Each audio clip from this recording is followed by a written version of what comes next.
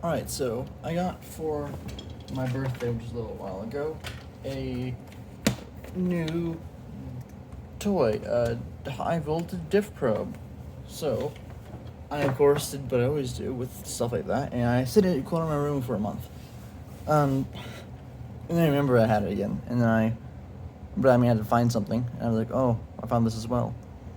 And I decided, well, what do I do a test with it? So I was watching some videos from Alpha Phoenix, so I was rewatching some videos of Alpha Phoenix, great channel, where he does some stuff with oscilloscopes, and I finally decided to do something. And so I have also a new scope, by the way, which is cool. 4 whole channels. I'm kidding, I like it a lot. And so what I have here is I have the diff probe over here, attached with the 2 probes stuck in here. Probably not the stock probes, the probes from my multimeter, because these stock probes have a weird end for a not audio jack, for a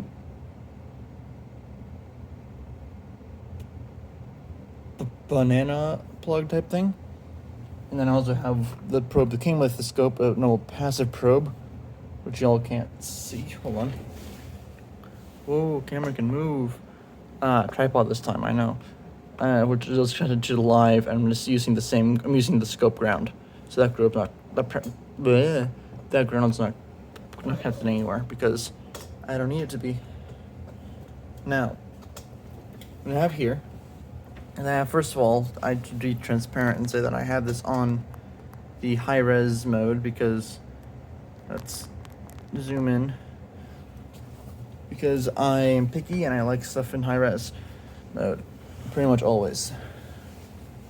So I have here is I have on channel 1 I have the diff probe, and on channel 4 I have the other probe, both bandwidth limited to 20 megahertz, because I don't need anything more than that for 60 hertz. I'm basically using the electric grid as a frequency generator, but it's free for me to access.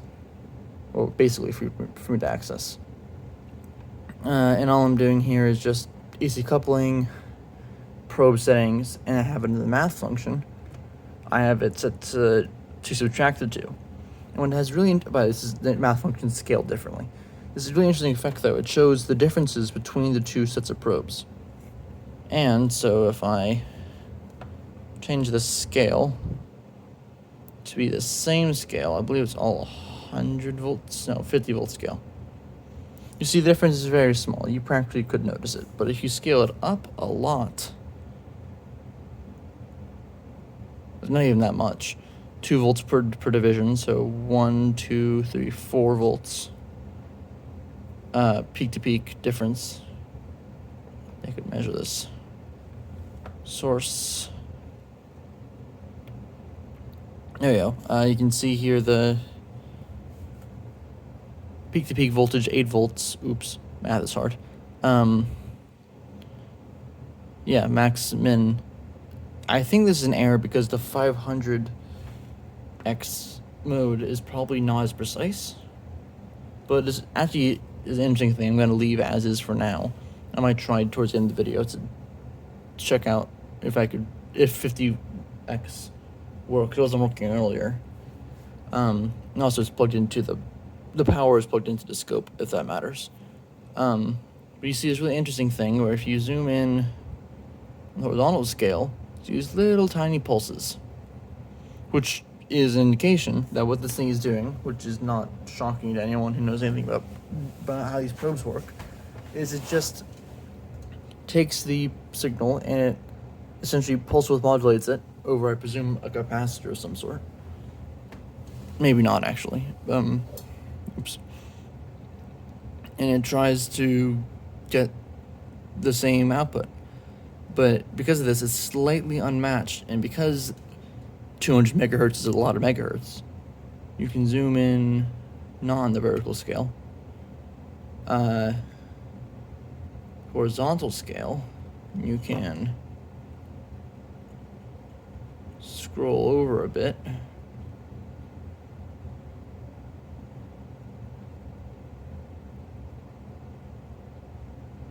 And you see, first of all, it's fairly random, which is in itself interesting. Because you would think that it would be fairly oh, now it's constant. Wait, no, it's not. But just stop it. You see how kind of noisy random this is? I think that's in itself interesting. Because that means that the voltage difference... Remember, so when you subtract the two, you're basically just taking the difference between them. They're both the same signal, so they both should be the same signal. But of course, one of them is on diff probe, so it'll be different. There is no point to this video, by the way. It's just me observing what I'm seeing and playing with toys, which cost too much to be called toys. But anyway, you can scroll. Oh, it's not going to do that. You see how random this is. I think it's really interesting. And really shows. I think it's interesting to see that. This is why the diff probes aren't great for super high frequency stuff. Like, it's only rated for 100 megahertz here, although as this is, it should actually be okay. So one thing I do want to try is just remove the bandwidth limit on both of these. Just see if this creates a difference. You know, there's no difference, so this is a difference that is beyond the resolution that I can measure that. So I'm at the horizontal scale limit. And you can actually see, so this is what, 1 nanosecond per division? Yeah. So every nanosecond, which is gigahertz, so 1 gigahertz? No, that doesn't sound right.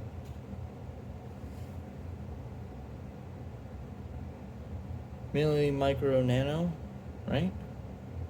Yeah. Hold on. None. Kilo, mega, giga. Yeah, 1 gigahertz frequency. Sorry, that was dumb. It is pulsing this difference in signal. Roughly, anyway.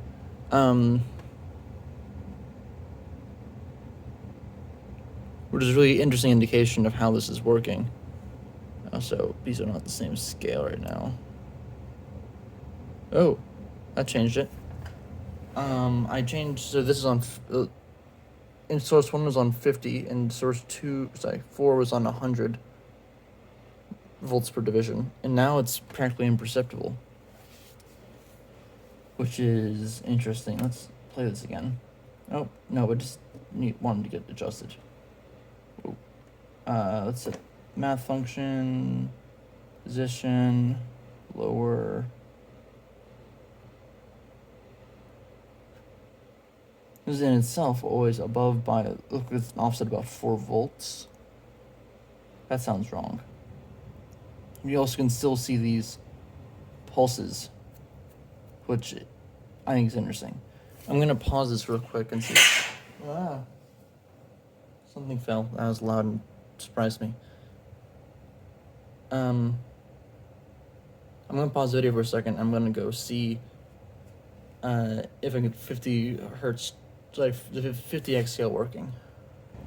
Okay, so back from reading the manual, turns out it has information that's useful. The important thing here is I have this one. Oops. I have this one. And if you go down to the maximum peak-to-peak voltage, it's 130 volts. Now, you might think, well, it's 120 volt AC, right? But that's peak-to-peak voltage. I mean, it's actually 170 times 2, which is like 340 volt peak-to-peak, which is way beyond that. So that's why it's giving me a flashing error, because it's over range. And if I set to 500, and I, of course, resume, that's why it gives me this result that actually makes at least some sense. Anyway, I thought that was interesting. Thanks for watching. If you think I'm doing all this wrong, you're probably right. And you feel free to tell me why I'm doing everything wrong. Thanks for watching. I'll see you.